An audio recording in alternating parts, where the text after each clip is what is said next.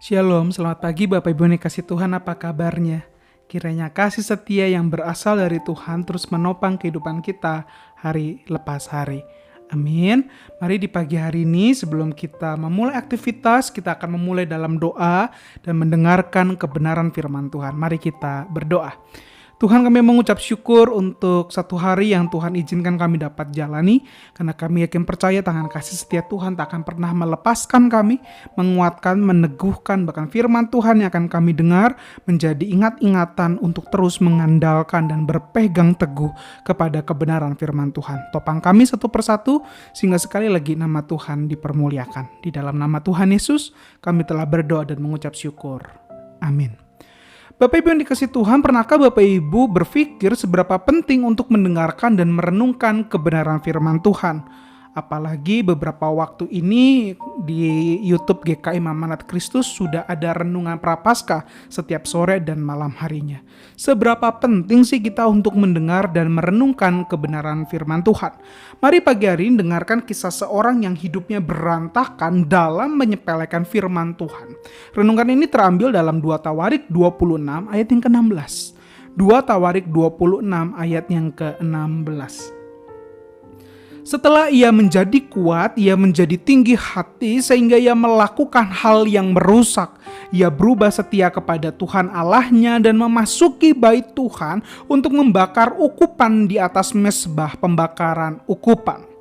Siapakah ia itu? Ia adalah Raja Uzia, Bapak Ibu yang dikasih Tuhan. Seorang raja yang memegang rekor sebagai raja termuda karena di umurnya yang ke-6 tahun, ia telah dinobatkan untuk menjadi raja bagi bangsa Yehuda. Di masa mudanya, ia memiliki hati untuk Tuhan dengan mencarinya segenap hati. Mendengarkan firman-Nya bahkan siap diajar agar dirinya takut akan Allah. Tak heran ayat kelima dari pasal ke-26 ini kita akan temukan Allah membuat segala usahanya berhasil. Tetapi perhatikan ayat ke-16, setelah ia menjadi kuat, setelah meraih banyak kemenangan, menikmati kesuksesan, mengecap manisnya keberhasilan, dicatatkan Uzia menjadi tinggi hati dengan berbuat seenaknya kepada Allah.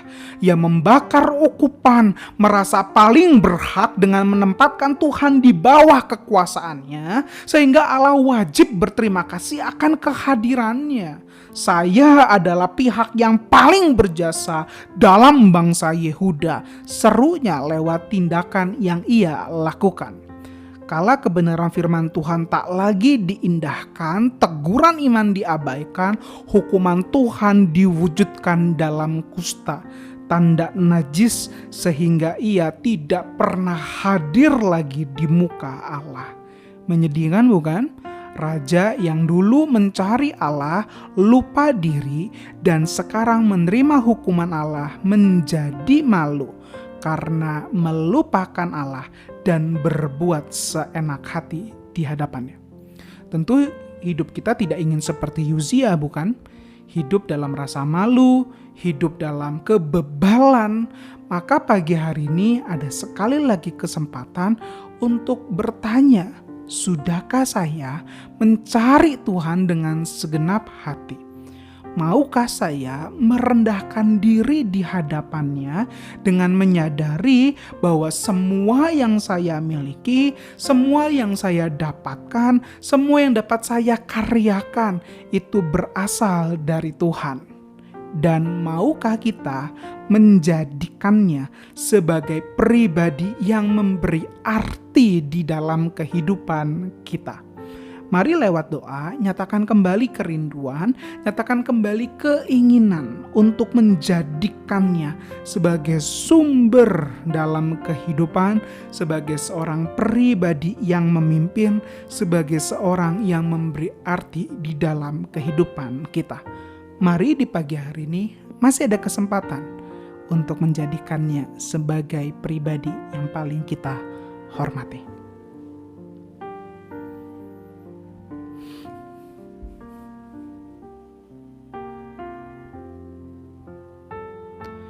Tuhan ajar kami di pagi hari ini di tengah rasa malu, ingatkan kami bahwa kami mau hadir, merendahkan diri di hadapan Tuhan, bahkan merelakan dan menjadikan segala kekuatan, kepintaran, kesempatan yang Tuhan berikan untuk mengkaryakan sesuai dengan apa yang Tuhan rindukan dalam kehidupan kami.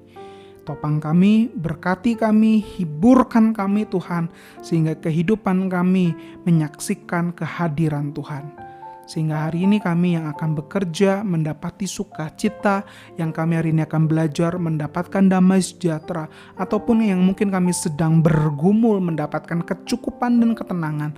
Karena ada Tuhan Allah yang memimpin, yang memberikan arti dalam hidup kami, berkarya di tengah-tengah kami. Topang kami, berkati kami Tuhan, sehingga nama Tuhan dipermuliakan.